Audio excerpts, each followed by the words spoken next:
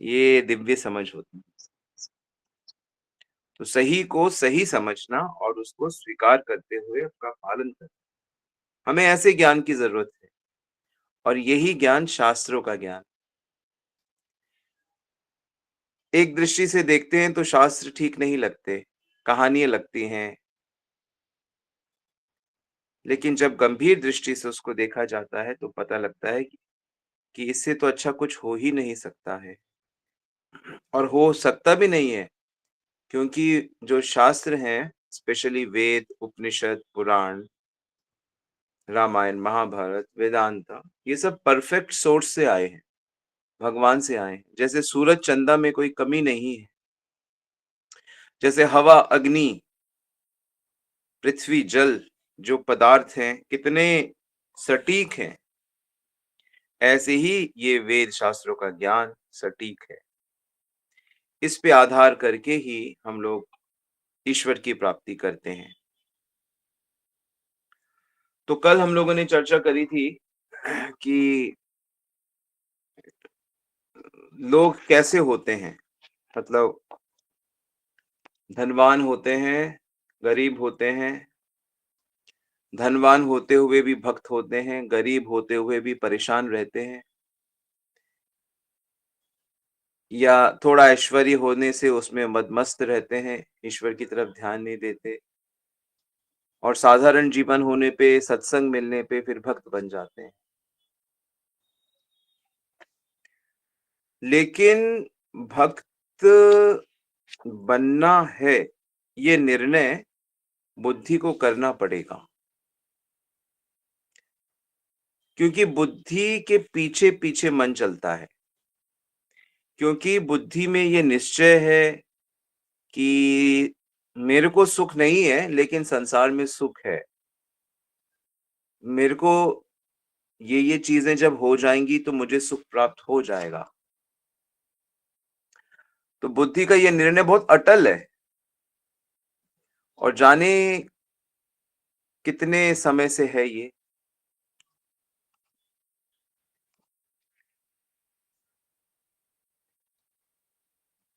तो माया तो हमको सिखा रही है, चप्पल जूते मार रही है, पग पग पे दुख दे रही है, शारीरिक, मानसिक, दैविक, देहिक, धन के दुख, संबंधों के दुख, परिवार से अनबन हो जाना, दूर रहना, बहुत सारा लोन कर्जा हो जाता है, मनुष्य बड़ा चिंतित है, व्यथित है, हताश है, निराश है। ऐसे तो मनुष्य जी रहा है। तो बुद्धि में एक विशेष संसार के प्रति ये भावना होनी चाहिए कि संसार चाहे जैसा भी है, इससे मेरे को परमानेंट सुख नहीं मिलेगा। कोई कितनी ही ऐश्वर्य मेरे को मिल जाए, कितने ही बड़े घर में मेरा विवाह हो जाए, कितना ही पद मुझे मिल जाए, कितने ही लॉयल लोग मुझे मिल जाएं, लेकिन मेरा आत्मा, मेरा मन तृप्त नहीं होगा। पहले इसको पक्का करना है, क्योंकि जब तक ये चीज पक्की नहीं होगी, हमारा संसार से वैराग्य नहीं होगा, और वैराग्य नहीं होगा तो हमारा मन बार बार वहीं जाएगा। तो बिना इस ज्ञान के कि संसार में मेरा मतलब सिद्ध होगा नहीं, क्योंकि मैं आत्मा हूं, आत्मा का समान तो इस संसार में है ही नहीं, आत्मा का तो समान संबंध कृष्ण से है। तो अब आप देख लीजिए, आप कैसे इस ज्ञान को अपने अंदर जमाओगे। मैंने आपको इशारा कर दिया है, कोई भी नहीं कर सकता आपके लिए ये काम, या आपको ही अपने बुद्धि से सोचकर समझकर ये निर्णय लेना होगा कि नहीं भाई, असली काम यहाँ से नहीं बनेगा, टेम्परेरी काम बन जाएगा। टेम्परेरी भूख लगी है, टेम्परेरी दवाई चाहिए, टेम्परेरी कुछ सहूलियत चाहिए, आराम चाहिए, ट्रेन में बैठना है, फ्लाइट में बैठना है, आज कहीं नहीं जाना, सोना है दिन भर अपने मकान में, कोई बिल आ गया तो पैसे दे दिए, कोई खाने की चीजें मंगवा ली, टेम्पररी आप सारी चीज़ें धन की मदद से कर सकते हो, अच्छे डॉक्टर को दिखाओ, बड़े घर में शादी करो, कोई दिक्कत नहीं है। पैसे के आगे सब लोग नाचते हैं, बड़ी-बड़ी हीरोइन सुंदरियाँ नाचती हैं पैसे के आगे। जितनी बार नचा लो उनको, अपने घर में बुला के नचाओ। धन दो, करोड़ों रुपए तो वो हर कोई नाचने को तैयार है, सारे नेता आपकी उँगलियों पे नाचेंगे। अगर आपके पास धन है तो। धन से आपको टेम्परेरी सुख मिल जाएगा, लेकिन आपकी आत्मा तृप्त नहीं हो सकती, तो ये ज्ञान जमाना है आपको, क्योंकि जब तक ये नहीं जमेगा, तब तक संसार से वैराग्य नहीं होगा। तो इसलिए थोड़ा वैराग्य को समझ लेते हैं। ठीक है? तो आपको अपना-अपना ये काम करना है, इसको लिख लो कि संसार में से मुझे तृप्ति नहीं मिलेगी। संसार के इसलिए मुझे संसार सुख के पीछे भागना नहीं है, चाहना नहीं है उसको, उसके पीछे भागना नहीं है, उसका इस्तेमाल करना है, संसार की वस्तुओं को सेवा में लगाना है, अपनी भी सेवा में लगाओ, दूसरों की भी सेवा में लगाओ, लेकिन उससे मेरा काम बनेगा नहीं। इसीलिए मेरा संसार से वैराग्य होगा नहीं। लेकिन अगर आप ये बात समझ जाओगे, तो आपका वैराग्य हो जाएगा संसार से। तो वैराग्य क्या होता है इसको थोड़ा समझो। वैराग्य का मतलब लोग समझते हैं, वैराग्य जो शब्द है वो राग शब्द से बना है, विराग, राग, राग होना। तो राग होने का अर्थ क्या समझते हैं? प्यार होना, लगाव होना, प्यार होना। पर प्यार इसका मतलब नहीं होता है, इसका मतलब होता है मन का लगाव। अब यहां पे आपको ध्यान देना है कि राग शब्द का अर्थ प्यार करना नहीं होता है। राग शब्द का अर्थ होता है मन का लगाव, और मन का जो लगाव है वो दो तरीके से होता है, अच्छे तरीके से और बुरे तरीके से। तो वैराग्य का मतलब होता है ना अच्छे तरीके से मन लगे, ना बुरे तरीके से मन लगे, ना अनुकूल तरीके से मन, ना प्रतिकूल भाव से किसी भी व्यक्ति में, स्थिति में मन लगे। चाहे जिस जिस भाव से भी मन लग जाए, तो उसको आसक्ति कहेंगे, लगाव हो गया आपका। चाहे द्वेष हो, परेशानी परेशानी हो रही है क्योंकि लगाव है। अच्छा लग रहा है क्योंकि लगाव है। और फिर जिस चीज़ में अच्छा लग रहा है, वही चीज़ फिर परेशान भी करेगा आपको। क्योंकि संसार की चीज़ें, संसार का क्या स्वभाव बताया था? बदलता रहता है। तो आपको जिस चीज़ से लगाव है वो बदलेगा, और वो बदलेगा तो आपको परेशानी होगी, और संसार का मतलब ही होता है बदलना। तो इसलिए आपका अगर संसार से लगाव है, तो आप गए, आपको दुःख होगा ही होगा।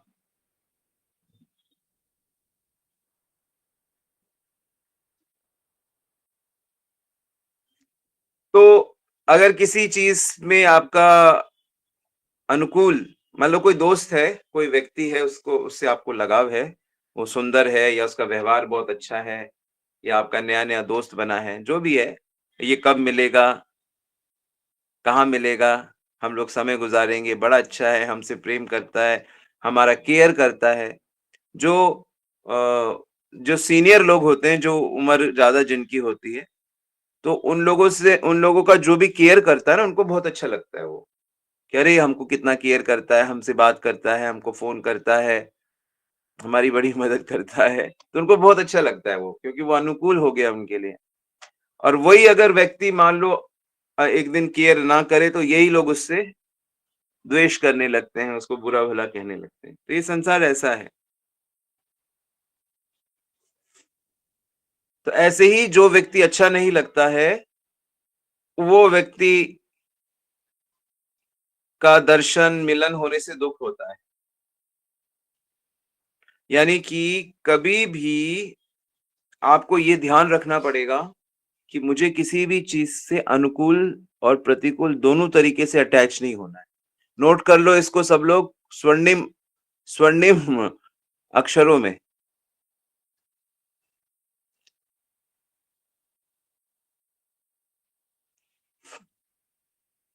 लेकिन यही जो 2 चीज़ें हैं, अनुकूल और प्रतिकूल तरीके से मन का लगाव, यदि श्याम सुंदर में हो जाए, यदि श्री कृष्ण में हो जाए तो श्री कृष्ण की प्राप्ति हो जाती है। केवल सब्जेक्ट को चेंज करना है।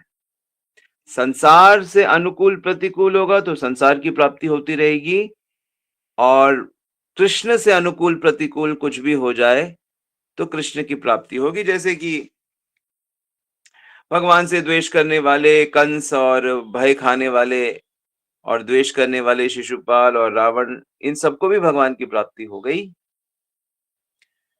भागवत में तो कहा गया है, कामम क्रोधम भयम स्नेहम ऐक्यम सौहार्द्यम एव च नित्यम हरो विदधतो यान्ति तन्मयताम ही ते। मतलब कामम, संत भगवान से कोई इच्छा, भगवान को लेके कोई इच्छा है, भगवान को देखना, भगवान को छूना, भगवान को गले लगाना, जैसे गोपियों की थी। या क्रोध, भगवान पे क्रोध होना, उसको छोड़ूंगा नहीं मैं, जैसे कई असुर लोग करते हैं। भय, कंस डरता था किसी भी तरीके से।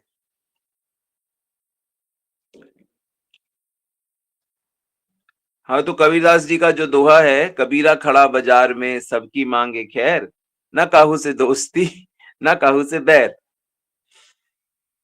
किसी से बैर नहीं, और दोस्ती का मतलब है करुणा तो रहती है, मैत्री भाव रहता है सबके प्रति, सेवा का भाव सबके प्रति रहता है वो, परंतु वो आत्मा के स्तर पे होता है। चूंकि तुम कृष्ण के अंश हो, चूंकि तुम भगवद अंश हो, इसलिए हमारा कर्तव्य बनता है कि हम आपके अनुकूल रहें। पर ना काऊ से दोस्ती ना काऊ से बैर, अब ये जो अवस्था है इसी को वैराग्य कहते हैं। तो ये बड़ा काम की चीज है, वैराग्य, विराग, वैराग्य।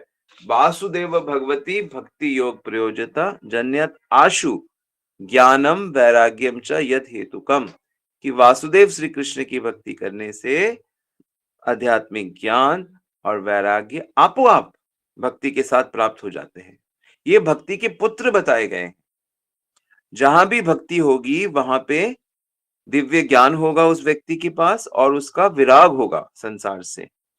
आप कहोगे नहीं नहीं, संसार में अपने मन को घुमाते हुए हमारा बच्चा जच्चा माता पिता सबसे प्रेम प्रेम कर करके भगवत प्रीति नहीं होता है ऐसा। ये एक मुश्किल चीज है जो आप गृहस्थी लोग सुन रहे हो, ये मुश्किल है, लेकिन इसके विज्ञान को समझने से आप भगवान की गृहस्थी में आ जाओगे। और ये जो आपका सो कॉल्ड परिवार है जो भगवान से अलग है, हमने अपने परिवार को भगवान से अलग कर रखा है। हम अपने परिवार को भगवान से अलग देखते हैं, ये हमारा परिवार है। पर जैसे ही आप विराग के साथ भक्ति करोगे तो आप पूरे यूनिवर्स को भगवान का परिवार देखोगे। वासुदेवम कुटुंबकम, सुना होगा आपने, बड़ा फेमस है ये। पूरा जो यूनिवर्स है वो भगवान का ही परिवार है, एक ही परिवार है। तो भगवत जो प्रेमी होता है उसकी दृष्टि ऐसी हो जाती है। और जब तक भगवान के अलावा कहीं और लगाव या द्वेष रहेगा, लगाव या द्वेष यानी आसक्ति, राग रहेगा, तब तक भगवान की शरणागति नहीं होगी।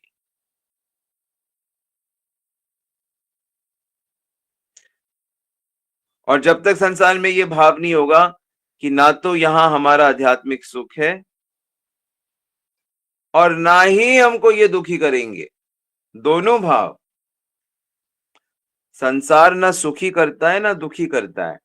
संसार तो अपना जी रहा है, अपना चल रहा है, मूव कर रहा है। वो तो हमने जितना उससे सुख माना हुआ है उतना ही परसेंट हमको दुख मिल जाता है। तो आप मानो ही मत, किसी चीज से सुख की अपेक्षा ही मत करो, ना शरीर से, ना व्यक्ति से, ना वस्तु से, तो आपको दुख भी नहीं होगा। इसीलिए भगवान कृष्ण गीता में कहते हैं कि जन्म मृत्यु जरा व्याधि दुख दोषानुदर्शनम, कि संसार का जो ये जन्म मृत्यु है ना, इसको बार बार देखो। और उसको पहचान लो। इससे क्या होगा? इससे मन विरक्त हो जाएगा तुम्हारा। अरे छोड़ो, वही सब चीज़ें हैं। ऐसा क्या है यहाँ पर? कुछ ख़ास तो है नहीं।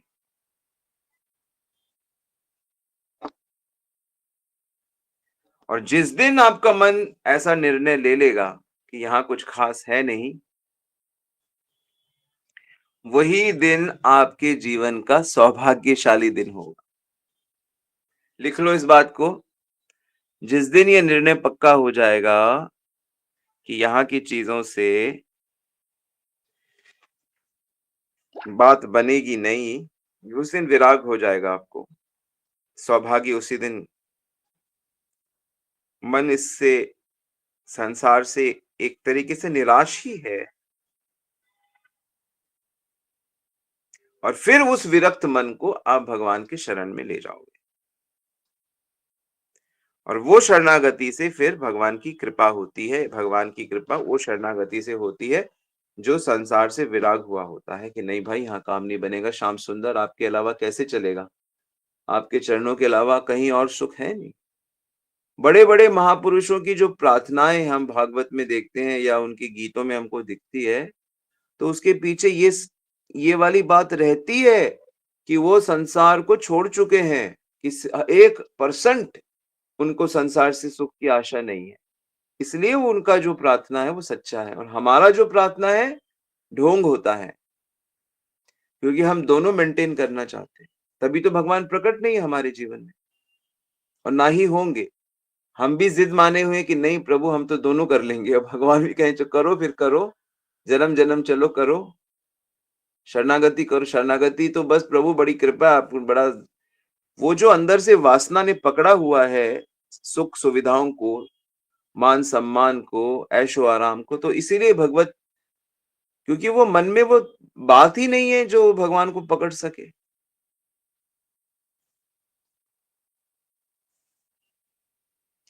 तो बिना शरणागति के भगवान की कृपा नहीं होगी।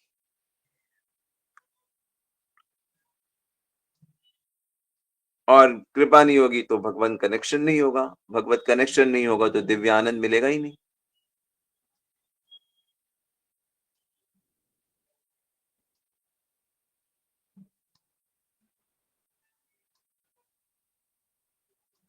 कोई कहेगा कि नहीं, अगर हम संसार से राग और द्वेष ना रखें, बिल्कुल ही ना रखें, और हमारी कोई इच्छा ही ना हो संसार को लेकर, तो वासना का कोई जब निर्माण ही नहीं होगा, तो उसकी पूरा करना और नहीं पूरा करने की तो बात ही नहीं होगी। तो फिर ना हमें क्रोध आएगा, ना लोभ होगा, और फिर हमें कोई अशांति या दुख भी नहीं होगा।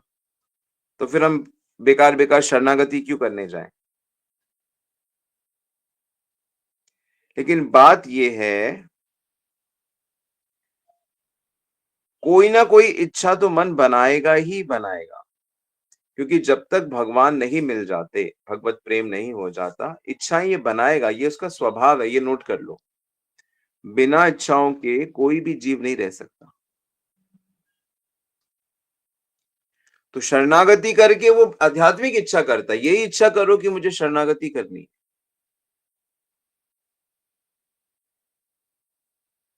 क्योंकि मन हमेशा कुछ ना कुछ करेगा, न तो कश्चित् क्षणमापि जातु तिष्ठति अकर्मकृत्। बिना कर्म के कोई रह ही नहीं सकता है। ये वैष्णव सिद्धांत है, गीता का सिद्धांत है। तो बस इतना सा फर्क हो जाएगा कि जो पागलपन हमारा संसार में ईटिंग, स्लीपिंग और मेटिंग और फाइटिंग को लेकर जो सुख की आशा है, वही हमारा श्रवण, कीर्तन, स्मरण, वंदन, दास्यम, साख्यम, सेवम, इन सब में हो जाएगा।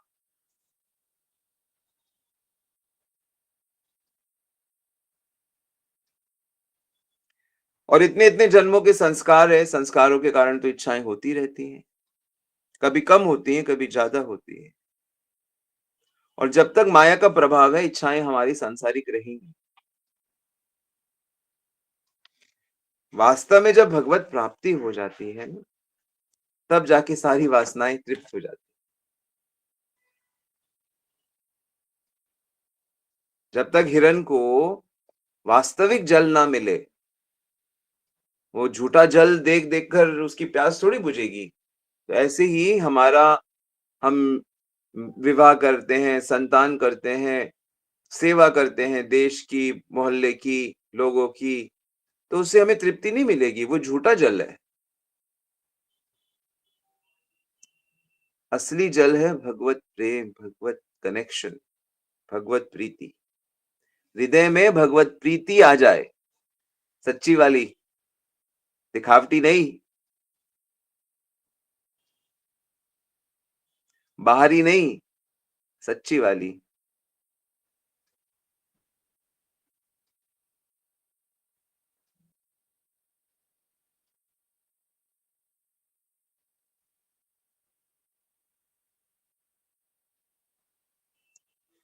तो मान लो कोई व्यक्ति अपने घर जा रहा है, ठीक है, और कोई उसको बता दे कि भाई साहब आप गलत रास्ते में जा रहे हो, घर रास्ता भूल गया कोई, वो समझा दे कि देखो आप गलत रास्ते में जा रहे हो, तो कहेगा हाँ ठीक है, हम गलत रास्ते में नहीं जाएंगे, यानी कि उसको वैराग्य हो गया, गलत रास्ते में नहीं जाएंगे, वहां से हटा लिया मन का। लेकिन सही रास्ता भी तो पता होना चाहिए घर जाने का। आपने तो बता दिया कि ये रास्ता गलत है, ये रास्ता गलत है, तो सही रास्ता क्या है? तो सही रास्ता है भगवान की शरण में रहना। मतलब जो चीजें भगवान के पास ले जाती हैं, अनुकूल अनुकूल संकल्प, गुरु की शरण, वैष्णवों का सम्मान, श्रवण, कीर्तन, स्मरण, और जो चीजें भगवान से दूर करती हैं, नशा, भौतिक संसार की बातें, भौतिक भोजन, स्वादिष्ट चीजों के पीछे भागना, श्रृंगार, ये सब जो बाहरी दिखावा, दंभ, ये सब है।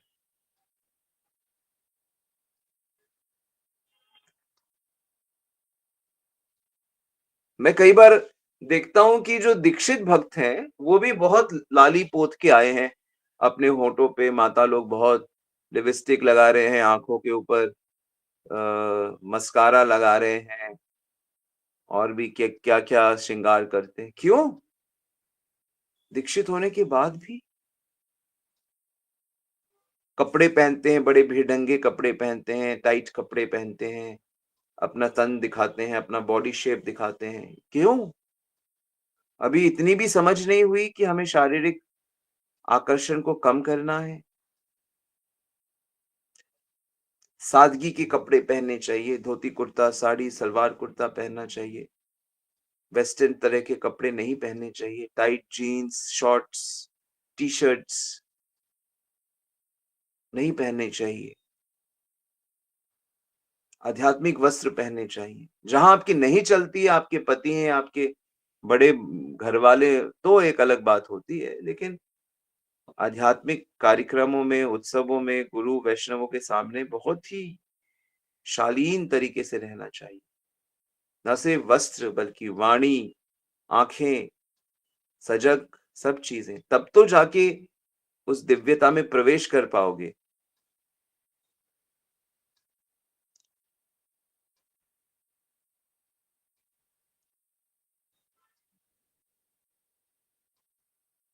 तो सही रास्ता भी पता होना चाहिए, वैराग्य, गलत रास्ते से दूर यानी वैराग्य, और सही रास्ते का ज्ञान, तब जाके भक्ति की प्राप्ति हो जाती है। कोई कहेगा कि अरे इतना वैराग वैराग के चक्कर में क्या पड़ना, सिर्फ भगवान से लगाव कर लो, भगवान से लगाव कर लो, वैराग्य अपने आप हो जाएगा। हम लोग खुद ये बात कई बार कह चुके हैं। लेकिन सवाल ये है कि भाई लगाव करोगे किस चीज से? भगवान में जो आपको लगाव करना है, मन से ही तो करोगे ना।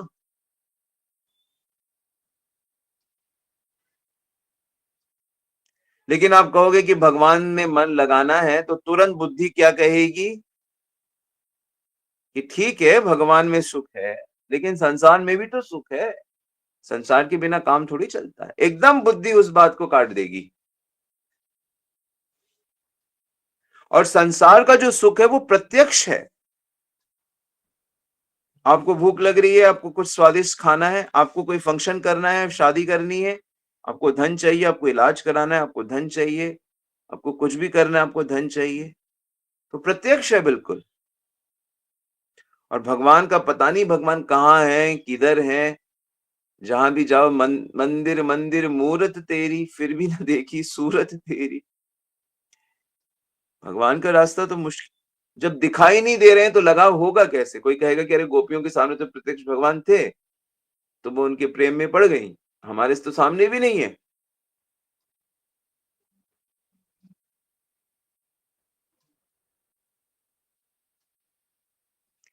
जैसे धूल के कण आकाश में उड़ते हैं, उसको देखकर हिरण को लगता है कि इसमें पानी है, वो मर जाएगा लेकिन विश्वास नहीं छोड़ता कि पानी है। ऐसे ही हम मर जाते हैं लेकिन विश्वास नहीं छोड़ते कि संसार में सुख है, इसी विश्वास के साथ मरते हैं। यही आशा बनी रहती है, मिलेगा मिलेगा। तो सीधे मन भगवान में लगा दो, वैराग्य वैराग्य की क्या जरूरत है, ये अपने आप को धोखा देना होता है। इसलिए संसार का स्वरूप समझना होगा, सिद्धांतों को समझना होगा, तत्व को जानना होगा, और फिर पक्का मन लगेगा भगवान। मनस्तु परा बुद्धि, बुद्धिर सात्मना महान परा, कि मन से श्रेष्ठ बुद्धि है, बुद्धि से श्रेष्ठ आत्मा है, आत्मा से श्रेष्ठ परमात्मा है। तो कृष्ण परमात्मा है, उनसे ज्ञान लो, बुद्धि में बिठाओ, और बुद्धि से मन को और इंद्रियों को नियंत्रित करो। बुद्धि मन को शासन करती है। बुद्धि का निश्चय भगवत प्राप्ति में ही है, सब कुछ ये निश्चय होना आवश्यक है। तो भगवान जो है वो जब तक पक्का ज्ञान नहीं होगा असली वाला, तो भगवान के साथ अनुभव नहीं होगा, क्योंकि हम तो अपनी बुद्धि से वैसे ही देखेंगे भगवान को। कहाँ देख पाते हैं कि भगवान हमारे साथ है? कौन मई का लाल देख पाता है कि भगवान हर समय हमारे साथ है? जब हम पाप करते हैं, झूठ बोलते हैं, धोखा देते हैं, तब भी वो हमारे साथ होते हैं। कौन मई का लाल देख सकता है? हम तो भूल जाते हैं। तो इसलिए इन सिद्धांतों को पकड़कर, जाकी रही भावना जैसी, प्रभु मूर्ति देखी तिन तैसी। जैसी भावना मतलब जितना अंडरस्टैंडिंग होगी भगवान के बारे में, पक्की बुद्धि की, वैसे फिर मन भावना बनाता है।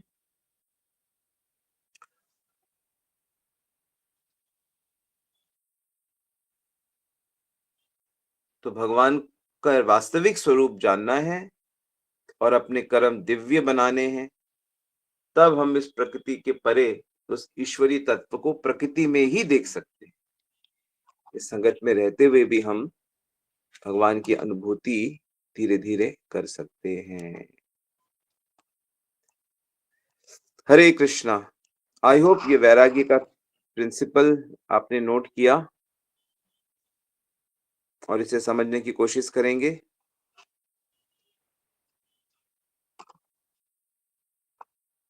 वैराग्य का मतलब ना संसार में किसी चीज के प्रति लगाव, ना किसी चीज से द्वेष करना है।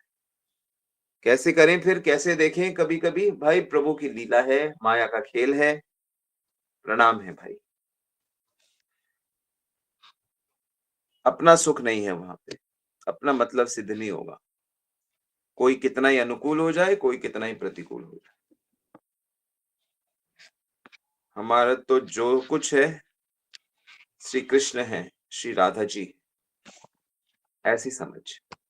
हरे कृष्णा। श्रील प्रभुपाद की जय, गुरु महाराज की जय। किसी का कोई प्रश्न है तो आप पूछ सकते हैं। और जबकि ज्यादातर लोग इसी में फंसे हुए हैं, हर किसी को बीमारी है, किसी से कोई नाराज है, किसी से कोई सुख खुश है, किसी से कोई लगाव है, किसी से कोई प्रॉब्लम्स हैं। हरे कृष्णा, दंडवत प्रणाम। तो यस हमें हमें इस तरह से देखना है कि बस हमें जो भी है हम अपना कर्तव्य करें, हमें बाकी हमें भगवान का जो सेवा करनी है उसमें लगे रहें, इस तरह से। बिल्कुल इस तरह से कि मेरे मन तो दूसरी चीज में क्यों चिपक रहा है, क्यों परेशान हो रहा है दूसरी चीज का चिंतन कर कर?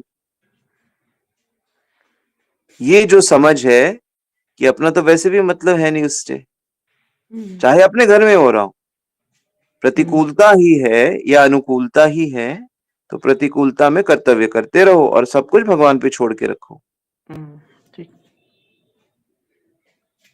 मतलब हमें जो मिला है, सेवा मिली है, वो हमें करना है, लेकिन उसमें प्रतिकूल और अनुकूल भाव ना देखे, जो भी है करना है बस। हाँ, बस बस बस बस, हरे कृष्ण।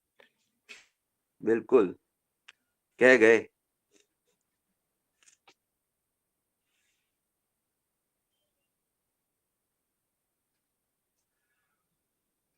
और अनुकूल प्रतिकूलता तो हमेशा ही रहेगी, कुछ ना कुछ तो रहेगा इस संसार में। पर क्योंकि हम जब भगवान में एब्जॉर्ब हो जाते हैं, तो हमें अनुकूलता प्रतिकूलता महसूस नहीं होती। उसको आप ट्रांसेंड कर जाते हो, महात्मा बन जाते हो। महात्मा नाम सु माम पार्थ दैवीं प्रकृतिम आश्रिता।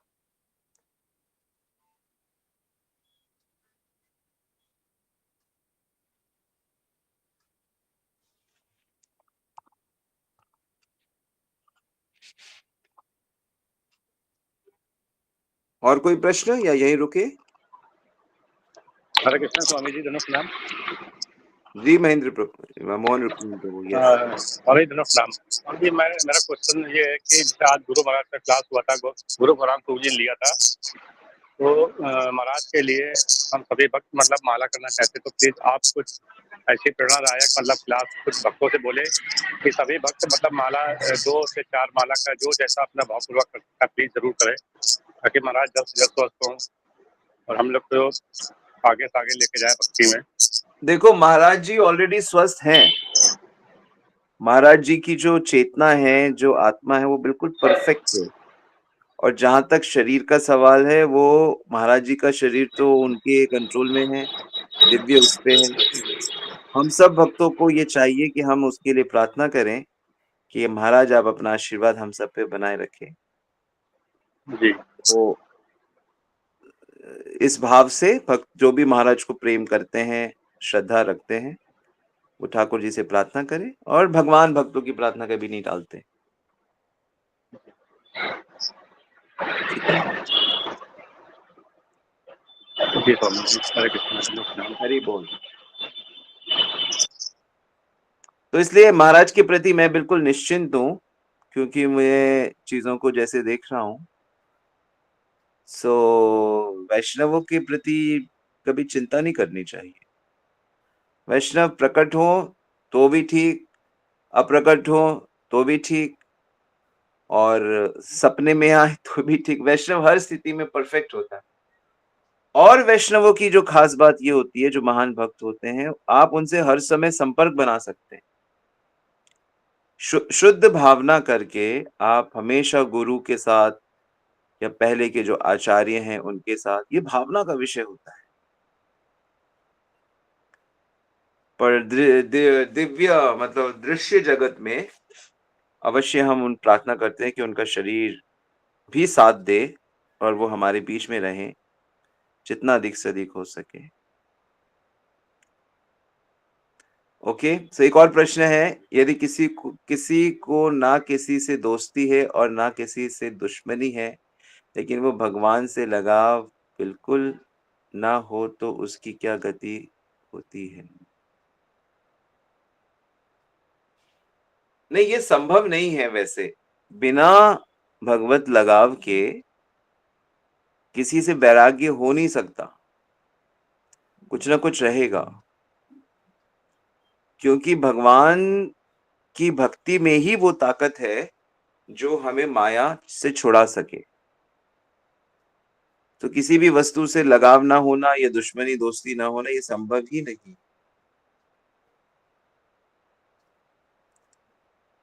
ज्ञानी लोग कोशिश करते हैं, लेकिन ज्ञान के रास्ते में भी ईश्वर प्राणिधान, बिना ईश्वर भक्ति के वो उनका ज्ञान भी सफल नहीं होता है। मतलब कि भगवान की नाम जप कीर्तन उनको भी करना पड़ता है, ईश्वर की शरणागति उनको भी करनी पड़ती है।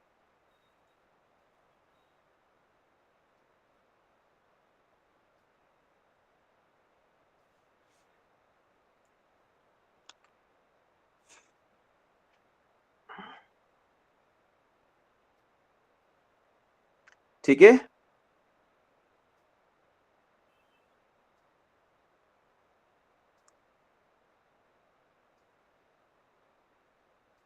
ममता माता जी समझ आ गया?